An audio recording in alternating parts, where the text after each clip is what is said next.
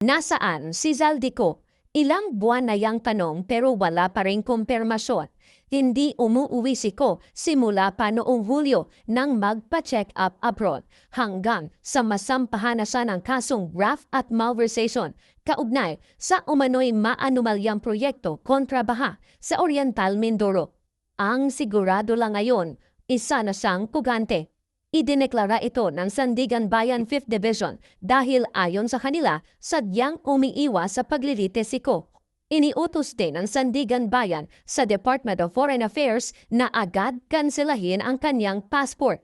Ayon sa Sandigan Bayan, may sapat na ebidensyang alam ni Ko ang kanyang mga kaso. Kabilang sa basihan, ang hindi niya pagsunod sa utos ng Kamara na umuwi ng bansa matapos kanselahin ang kanyang travel clearance. Sa halip na umuwi, nagbitiw pa raw sa pwesto ang dating Ako Bicol Party List Representative.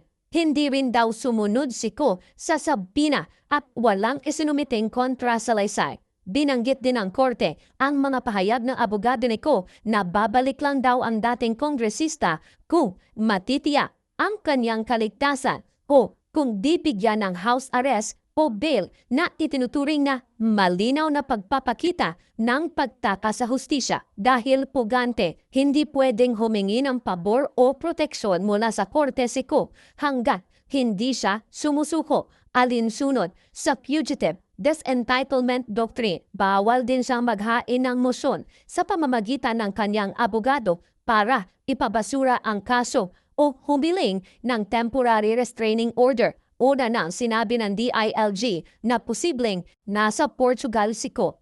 Inutusan na ni Pangulong Bongbong Marcos ang DFA at PNP na makipagkugnayan sa mga embahada para matuntun si Ko.